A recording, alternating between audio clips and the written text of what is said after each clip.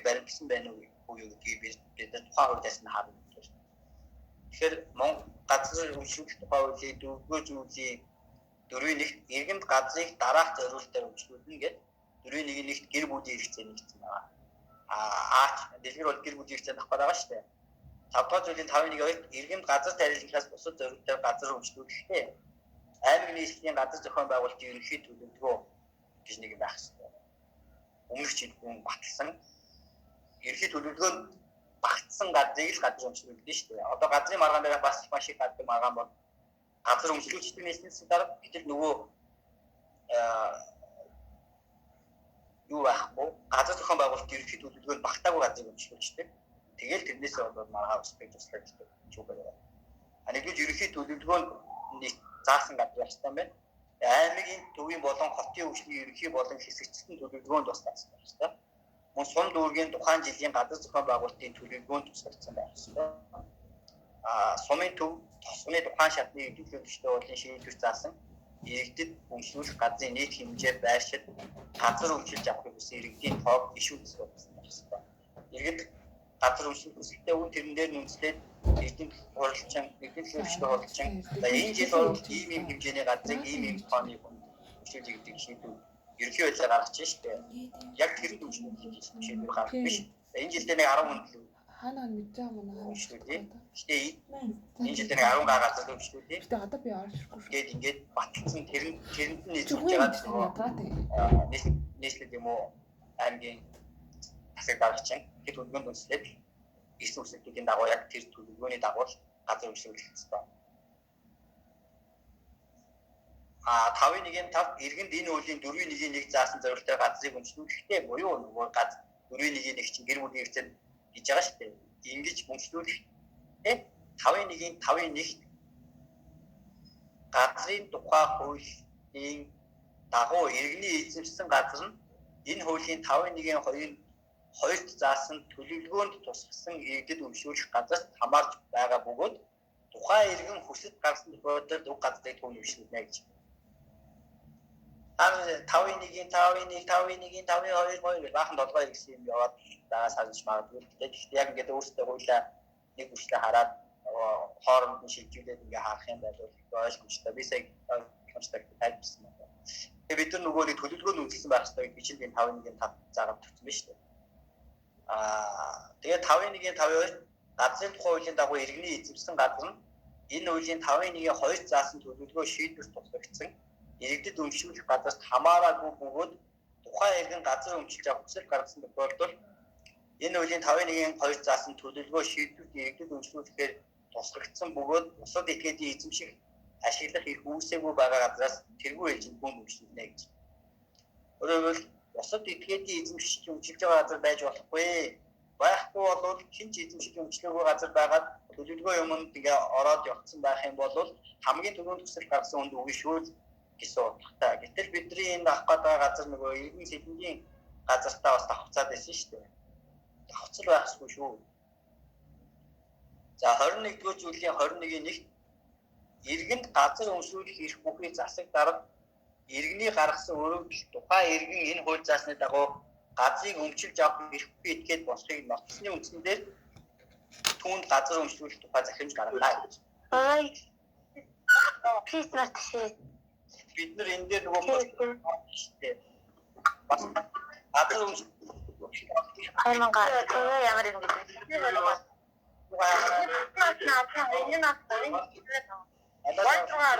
бэ?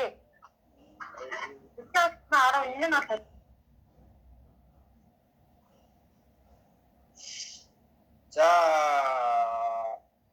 энэ процессыг бас нэг нотлох ёстой үүрэг гараад ирлээ тий. Тухайн газрыг эмчлэх эрхгүй этгээд болохыг нотлоно.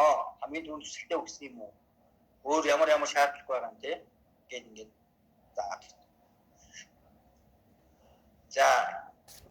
За энэ заалтуудаас бид нар ингээд харлаа. Гэтэл иргэн дэлгөөд Баянзүрх дүүргийн засаг дарга 11 оны 48 дугаар захимжаар 404 м квадрат газрыг 5 жилийн хугацаар эзэмшүүлсэн. Эзэмшижсэн газраа гэр бүлийн хэрэгцээний зорилтоор үйлчлэхийн тулд хүсэлт гаргахад 265 м квадрат болох хэмжээг нь өөрчилсөн. тийм өөрчилсөн. Тэгээд нийслэлийн газрын албанаас энэ талаар тайлбарлахдаа таны энэ ийм байшид байгаа 404 м квадрат хэмжээтэй газрыг өөр анх Баянзүрт үүгийн засаг дарга 11 оны 48 дугаар хэмжээр эзэмших эрх олгохдоо иргэн сэлэнгийн өмчлсөн газартаа давхцуулаад олгоцсон байсан шүү дээ. Тиймээс бид нар бол хуульд нийцүүлээд 16 оны нийслэлийн засаг дарга захимд гаргахдаа тэгээд давхцсан эсхийг хасаад дэлгэрт 265 м квадрат газрыг гэр бүлийн хэрэгцээнд зориулсан өмчлөх эрх олгож байгаа шүү. Ийм тайлбар өгсөн. Тэгэхээр энэ тайлбараас үзэхээр нийслэлийн газрын алба нь одоо иргэн газар өмчлөх тухай хуулийн 5 дугаар зүйлийн 5-ын 2-т заасан бусад этгээдийн эзэмших эрх ашиглах эрх үүсээгүй байгаа газраас тэргүй ээлжинд түүнд үндэслүүлэх шаардлагыг үндэслээд дэлхийн өсөлтөд дурдсан талбайг багасгаж өмчлүүлэхээ шийдүүлсэн байна.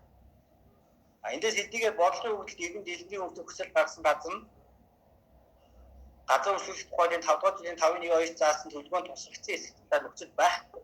Одоо энэ газар төлөвлөгөөнд тусгагдсан газар мөн байсан биш байсан гэсэн нөхцөл бол байхгүй. Гэхдээ иргэн сэлэнгийн газартаа бол багцсан байсан гэдгийг бол бид бодлогын нөхцөл байгаа тэр стагийн захимжаас бол харж болж байна. Тэгэхээр бусад шаардлага дээр бол асуудал үүсээгүй гэж үзсэн буюу төлөвлөгөөний талаарх шаардлагыг шаардсан гэж үзэж болохоор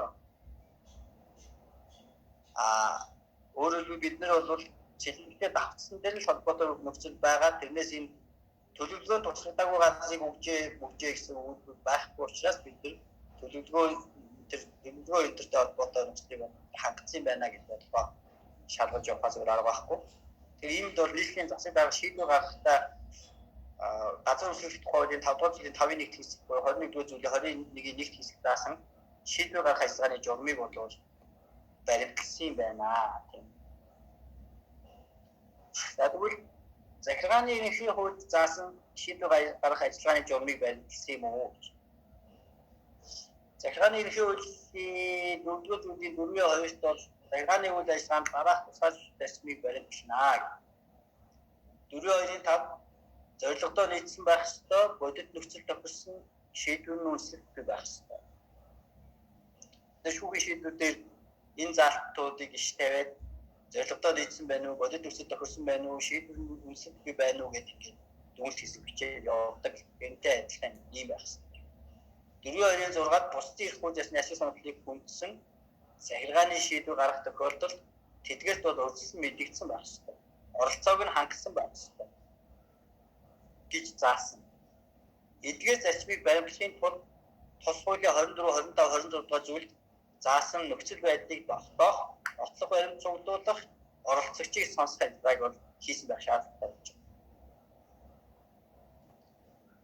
Би нөө захиргааны ерөнхий хуулийн 24, 25, 26 дугаар заалт чинь тэр нөгөө зарчмаасаа үүсэх бий болоод байгаа заалт. Яг гоо бид зүгээр бодлого бодохдоо энийг ингэж заавал яахгүй. За бид нар нотлохыг цуглуулсан байна уу? Оролцогчийг сонссон байна уу гэдэг ингээд очиж болно. Тэр зарчимтай холбоотой заалтууд зүйл мөрлийг одоо дуустахгүй гэх. Яг дуртад яваад бас сайн. За тэгвэл захиргааны ерөнхий хуулийн 24-р зүйл зааснаар шийдвэр гаргах ажиллагаанд хамаарах бодит нөхцөл байдлыг тогтоосон байна уу? Түүнд ач холбогдол бүхий шаардлагатай ажиллагааг хийсэн байна уу? Нотлохыг цуглуулсан байна уу? Тэрийг үнэлсэн яаж үнэлсэн байна те? Тэр бүх юмнуудыг бол бид нар тогтоох хэрэгтэй. Яг бол төрийн байгууллагад ийм чиглэлүүдийг бол өгсөн байгаа учраас. Гэтэл энэ нөхцөл байдлуудыг бид нар тогтоохын тулд оролцогчийн гаргасан нотлох баримт өөрчлөлт хүсэлтийг харгалзан үзэх тогтоох.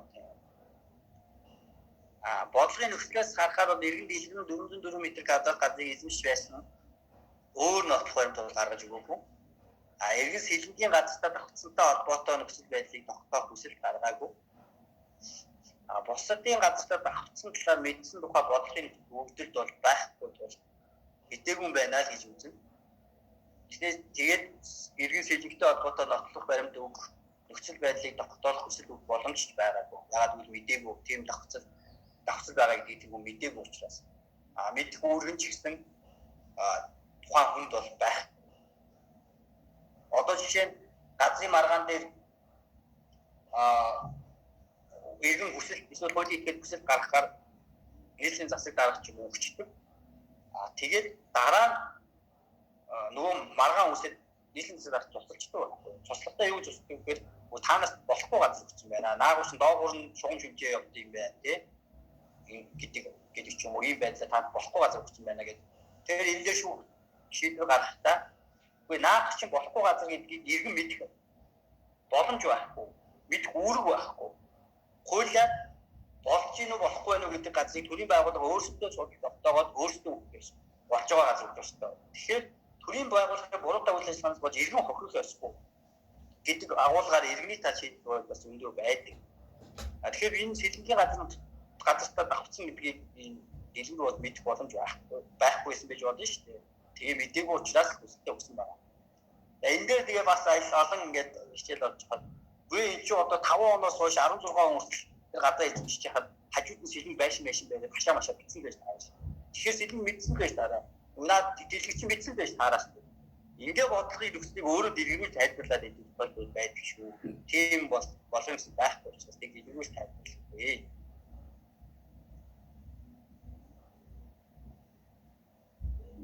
Нөгөө талаар угаасаа Монгол Улсын гадны улсын тухай 21-р зүйл нөхцөл байдлыг тогтоох үүргийг засаг дарга бас хүлээлгсэн байгаа шүү. Бид нар түрүүн 21-р зүйлийг уншсан. Тухайн хүн энэ газрыг өмчлөх хэрэгтэй гэдгийг нотолсон байх ёстой гэж 21-р зүйлдээ чинь байсан шүү дээ. Ингэж үзэх юм бол өмнөх хэсэгт дүгнсэнчлэн нийслэлийн засаг дарга нь газар өмчлөх тухай заасан ажиллагааг хийсэн буюу иргэн сэлэнгийн газартаа давтаж байгаа тухай тайлбарлсан байгаагаас харах юм бол шаардлагатай нотлох юмтыг цуглуулсан юм байна. Цуглуулсны үндсэндээ давтцал үүсэж байгааг мэдчихээн шүү дээ. Тэгээд нөхцөл байдлыг бол тогтоосон юм байна. Харин иргэн дэлгэр болохоор газрын хэмжээг нь багассан талаар нийслэлийн засаг дарга гомдол гаргасан тухай бодлогын нөхцөл байгаагаас харахад түүний ихийг шууд хүндсэн шийдвэр гаргахдаа оролцоог нь хангасан юм байна. Хангаж үгүй одоо эн чинь нөгөө дэлгэр ингээ гомдол гаргаад байгаа шүү дээ нийслэлийн засаг дарга. Тэгэхээр дэлгэрийн оролцоог хангаад сонсох ажиллагаа хийгээгүй юм байна гэж дүгнж болохоор байгаа. Яагаад тэгэхээр хэрвээ дэлгэрийг оролцуулж байгаа энэ газар үйлчлэгчдийн асуудал оролцуулж байгаа сонсох ажиллагаа хийсэн болвол тэр сонсох ажиллагаан дээр чинь хурлын протокол хөтлөгдөөд тэгээд танай газар чинь сэлэнгийн газарт ингэж давтаж байгаа шүү, ингэж байгаа шүү, гэж байгаа шүү. Тийм учраас бид нар хасаж хийж байгаа шүү гэдэг тайлбарж өгөөд тэр үед нь нөгөө захиргааны акт гарахаас өмнөх ажиллагаа шүү дээ. Тэгэхээр тэр үед нь дэлгэр үгүй давхцаагүй би энэ ч авах ёстой мó гэдэг дэлгэр дөрүүлж сонсох ажиллагааны хүрээнд дөрвөлт нотлохын юмнуудаа гаргаад тэгээ ингэж яагаад нэг тохиролцоонд хүрэхээр тэр тохиролцоонд хүрсний дараа нөгөө акт чинь гарах ёстой шүү дээ. Тэгээ сонсох ажиллагааны ерөөсөө зорилго бол ийм акт гарчаад тэрний дараа маргаан үсээд тэгээд тэр ингээд төрийн байгууллагын цаг хугацаанд ингээд зардал мөнгийг бүрээд аль алийнхаа нүрийг цаг хугацаа зардал мөнгийг бүрээд шүүхтээр очиж шүүхийн ачаалыг нэмээд ингээд ийм асуудал гаргахгүй тул наана асуудлыг бүрэн дүрэн шийдвэрлэхэд бол сонсох ажиллагаа хийгээд байгаа шүү дээ. Нэг нь сонсох ажиллагаа хийгээд ингээд шийдвэрээ явуулсан бол дараа нь маргаан үсшүүх дээр тул дээр очихгүйсэн.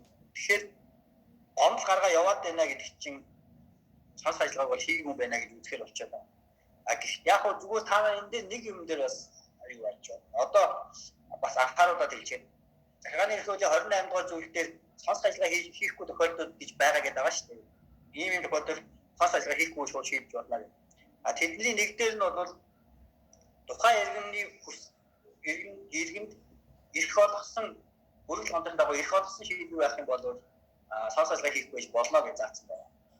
Дэлгэрт гадар өмчлөх хүсэл гаргангууд тэрнийхэн дагуу газар өмчлүүлсэн байгаа чинь тэр хүн чиглэсэн эерэг үйлчлэгтэй захиргааны акт байгаа учраас сонсох ажиллагаа хийгээд шаардлагагүй гэж үзсэн байхыг бас үүсэх. Гэхдээ тэр хүн чинь 404-ийг өмчлөе гэж хүсэл гаргахад 265-ыг өмчлүүлчихээд байгаа чи яг хүсэл төргийн бол бүрэн дүүрэн хангасан эерэг үйлчлэг гэж үзэх боломжгүй учраас эерэг акт гэж үзэх боломжгүй учраас эндээ сонсох ажиллагаа хийх ёстой байсан байна л гэж. Тэгэхээр процесс нөгөө шийдвэр гаргах ажиллагааны журмыг бол зөрчсөн байна гэж үзэж болохоор. За Гуравдугаарт бол бид хэлбэрийн шаардлага хангасан уу? Нэгжийн тухай хуулийн 29 дээр засаг дарга их хэмжээнийхээ хүрээнд хууль тогтоомжид нийслэн хэмж гаргана. 29-ийн 5 дахь хэсэг аймаг нийслэл сум дүүргийн засаг даргын тогтоосон журмаар үйлдэлсэн тамга тэмдэг албан бичгийн хэвлэмэл хуудсыг хэрэглэнэ гэж заасан. Өөрөөр заавал цаасан дээр хэвж гарна. Бодлогын нөхцөл нийслэлийн засаг дарга хэвлэмэл хуудас хэрэглээгүй амаар захимж гаргасан тухай нөхцөл бол байхгүй. Харин А4 дугаартаа захимж гаргасаар гэсэн тул бид нар бичгээр гарах хэлбэрийн шаардлагыг хангасан байна гэдэг зэвш юм байна. За бусад этгээдийн оролцоог хангасан юм уу? Формат ихтэй шаардлага хамгийн сүүлийн шаардлага гэж байгаа юм бол бусад этгээдийн оролцоог хангасан юм уу? Газар хөдлөх тухай хуулийн 12-12-1 хэсэг аймаг нийслэлийн засаг дарга дараах бүрийн эрхтэйгээд 12-1-3 аймагын төвийн сумын засаг дарга болон нийслэлийн дүүргийн засаг даргын өргөн мэдүүлснээр иргэний газар өмсөх тухай хуулийг бүлээн авах. Тухайн шатны иргэдийн төлөөлөлтийн хурлын саналыг үндэслэн газар өмсөх тухай шийдвэр гаргана гэж тус заагаад өгсөн байгаа шүү дээ. Тэгэхээр нийслэлийн засаг дарга иргэн дэлгэхэд газар өмсөх гэхдээ иргэдийн төлөөлөлтийн хурлын саналыг авах ёстой гэж 12-1-3 заасан. Бодлогын өвдөлт бол санал авсан тухай дурдаагүй. Тэгэхээр бусад этгээдийн оролцоог хангах шаардлагыг биелүүлээгүй байна гэж үзэж болох юм байна. За формат ихтэй шаардлага гэдэг нь шаардлагатай. Тэгвэл материалын ихтэй шаардлага буюу нөгөө шийдвэр нь өөрөө яг хэр ихтэй үнэлэлттэй байсан бэ? Яг ихтэй үнэлэлттэй байсан мó гэдэг шаардлага. Засаг даргын А4 захимж нь ихтэй үнэлэлттэй хэсгийг дүгнэлт.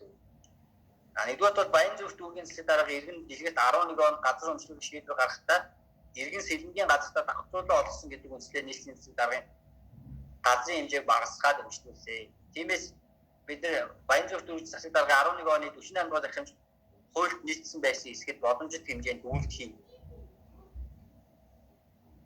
Газрын тухай үлгэр харилцааг давцсан байсан юм уу? Эсвэл нийслэлийн засаг Баянзүрх дүүргийн засаг дарга давцсан газараа олгосон юм уу те? Газрын тухай хуулийн 27-гийн дугаар зүйлийн 27-гийн 1 газрыг энэ хууль заасан зориулт хугацаа болцолтойгоор гэрээний үндсэн дээр зөвхөн эрхийн гэрчлэгээ биелүүлнэ.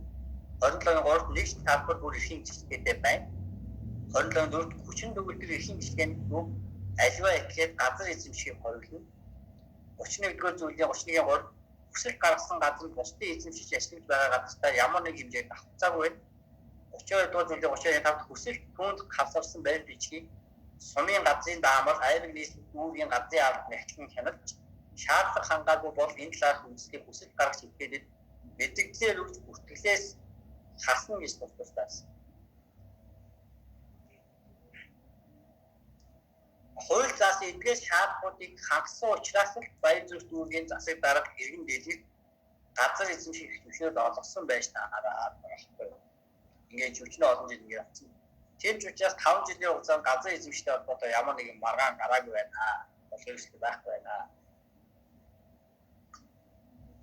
Нэгэнт Баянзүрх дүүргийн засаг даргын 11 оны 48 дугаар захимж хууль зөрчил гэж үүссэн тул нийслэлийн засаг даргын 16 оны А4-р захимж хуульд нийцсэн хэсэг талаар шаардлага. За ингээд нэг юм баахан залтууд бид нар өмнө дурдсан баахан залтууд байгаа. 4-р зүйлийн 4-ийн 1 ийм гэр бүлээний хэрэгцээ газрыг олгоно гэдэг нөгөө ингээд олон шаардлагуудыг одоо энийг бүгдийн хэдүүлээ дахин нэг өөрчлөлт уншаад бол яах вэ? Өмнө ингээд бүгдийг дурдсан шүү дээ. Тэгэхээр энэ дээр шууд үнэлтээ өгөхөд Баянзүрх дүүргийн одоо бид нар нөгөө эртний үндэслэлийн шалгаж байгаа юм чи одоо энэ үндэслүүдийг бүгдийг яг гаргаж ирж байгаа. Энэ бол хуулийн залтыг гаргаж ирээс авах. Засаг дарга 1148 дугаар захимж иргэн дэлгэрт газрын эзэмшүүлэх шийдвэр гаргахад тухайн 404 м газраас газартаа багцсан газар байгаагүй гэж бид нар өмнөд өгсөн. Тиймээс нийслэлийн засаг дарга 16 оны А4-ээс эхэлж гарахтаа газар давхцсан үндэслэл хэмжээ багасна үндэслэхгүй байж болохоор байна.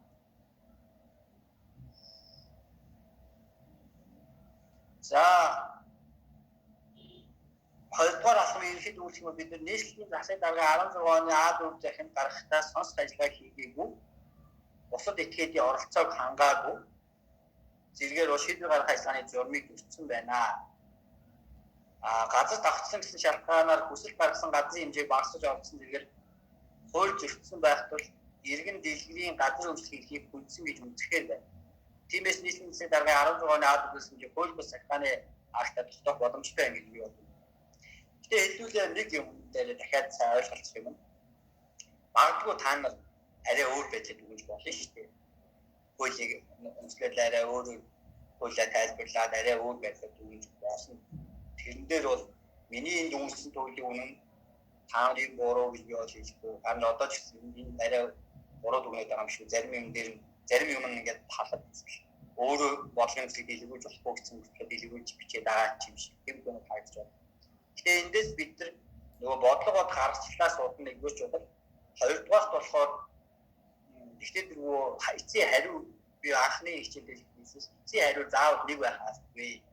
Бодлого шалгаж байгаа багш нар ч гэсэн та нарын хууль хэрэглээний ур чадварыг тэгээд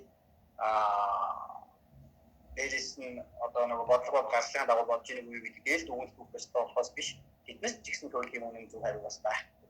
Магадгүй дараа нь шалгалт өгсөн дараа хуулийн холбооны сайтн дээр тавигдсан байгаа ийм бодол ингэж бодох ёстой байсан энэ заах хийх ёстой байсан эцсийн авир ингэж гарах ёстой байсан гэдэг хариунууд тавигдчихыг бол үүсэхгүй. Гэхдээ тэр нь ч гэсэн тэдний зөв байх хэрэггүй шүү. Тэд нар буруу бодсон юм чинь. Багш гэдэг мөсийн багш өөр их сургуулийн багш хэрэг дээрээс нь энэ шалгалтыг дүнж байгаа гэхээр заавал үнэн хариу гаргасан байна. Шүүгч хүртэлж нэг яг адилхан кейстэй шүүхүүд төлөвлөрөө шийдвэр авах зөндөө байсан. Тийм учраас би бол бодлого жишээ шалгаж явах. Хуулиа гаргалгаагаа яаж гаргаж тайлбарлаж бодлого гаргалгаа шалгах байна уу гэдгээр харна биш миний юм зөв юм байх хэрэгтэй харахгүй шүү. Тэгээд за бид хоёр дахь асуултан дээр ингээд нэг алдааг олгох асуулт байсан. Алдааг олчлаа шүү дээ. Тэгэхээр бид гурав дахь асуулт бол хэмжээний шаардлагыг бодох болно гэсэн чинь яг ямар нэг хэмжээ байна бэ? Энэ дээр бид нөгөө бодлогын асуултаас хамаарат ингээд жоохон өөрчлөлт болж байгаа шүү дээ. Одоо жишээ нь бид нар миний нөгөө бодлогоо гаргацал дээр бид нар нэгдүгээр цагааны шүүх хүлээж авах юм уу шалгаад тэгээ хоёрдугаар алдаануудыг шалгаад гуравдугаар алдааны эргэцэн үр дагаврыг шалгаж байсан шүү дээ. Яг энэ дээр нөгөө захааны их бус акт юм уу, супер бус акт юм уу ч гэх юм уу, өвчнгөө болох юм уу, даалгах юм уу, яах юм гэдэг үнэлгээ бичиж явдаг. Тэгвэл тэрний чинь асуулт бол ерөнхий байдлаар тавьсан захааны шүүх хэрхэн шийдэх вэ гэдэг асуултууд болдог гэдэг учраас ерөнхийдөө тэр хүрээнд бодоо явж байгаа гэсэн. Гэтэл энэ бодлогын чинь асуулт болохоор шүүхийн арайлыг тогтоо алдааг бол хэвлэн шаардлагыг тодорхойлох гэсэн гурван асуулт байгаа учраас бид нар асуултандаа хариулахын тулд явж байгаа. Тэгэхээр бид нөгөө юуны алдаатай актын эрх зүйн дагавар буюу бодлого харалтыг заасан тэр гурав дахь халахмын оронд асуултынхаа өрөөнд явж байгаа учраас энэ гурав дахь халахм орж ирж байгаа шүү дээ. Тэгэхээр бид нар гурав дахь асуулт өөрөө ерөнхий асуулт байгаа захааны шүүх хэрхэн шийдэх вэ гэсэн бол миний тэр нөгөө арга замаар явж байгаа чинь. Гэтэл энэ чинь асуулттай явж байгаа учраас гурав дахь асуулт чинь ямар нэг хэмжээ гарах юм бэ? Хэмжээ шаардлагыг тодорхойлох буюу дэлгэр ямар нэг хэмжээ гарах юм бэ гэсэн асуулт байсан учраас гурав дахь асуултыг хариулна. Өмнөх хэсэгт бид нар захааны актын алдааг тогтоосон гурав дахь асуулт өрөөнд дэлгэрийн шүүхэд гарах хэмжээ шаардлагыг бол дараах удаа тодорхойлж өгч байна. Нийслэлийн засаг даргын 16-ны А-4 захих хэмжээг хууль бус байна. Тиймээс иргэн дэлгэр захааны эрхийн шийдвэрлэх хуулийн 106 дугаар зүйлийн 106-гийн 3-1 заасны дагуу захиргааны акт хууль бус түүний улмаас хэмжлэгчийн эрх ашиг төрчид байгаа тул түүний хүчингүй болох буюу хүчингүй болох гэж харж байна. Энэ хэмжээ шаардлагч хүчингүй болох тогтоох, даалгах, охир баярдуулах гэсэн дөрвөн төрлийн хэмжээ байгаа шүү дээ. Тэрний нэгдэх нь буюу 265-ыг олсныг хүчингүй болгоод тэгээд процесс үеийн 106 дугаар зүйлийн 106-гийн 3 заасны дагуу баяр зүртүүгийн засаг даргын 48 боготой захирамжаар 404 м гавдад эзэмшлийг олгосон. Тэр 404 м гавдад эзэмшлийн гадыг бүтнээр нь үйлчлүүлэх эрх олгох талаар захирамж гаргахыг нийслэлийн засаг дарга даалгах нэг хэмжээний шаардлагыг босч гарах боломжтой. Өөрөөр хэлбэл бид нөгөө даалгах нэг хэмжлэл болоод үндсэн нэг хэмжлэл болоод ангаараас гарч болдог.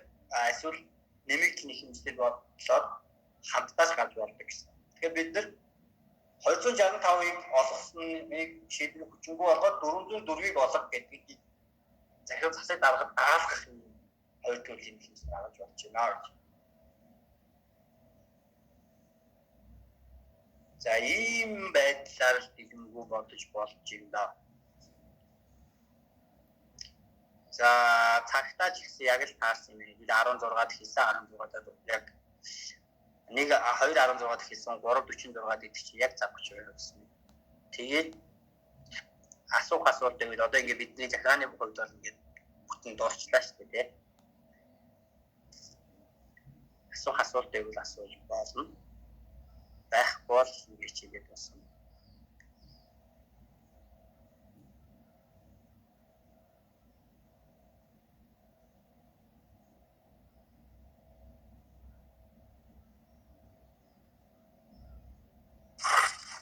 Тэнд өөр бодсон бодлогын юм жишг бодлого байгаа болоо. Бидэд төгсгөр. Өөр нэг л бодлоо.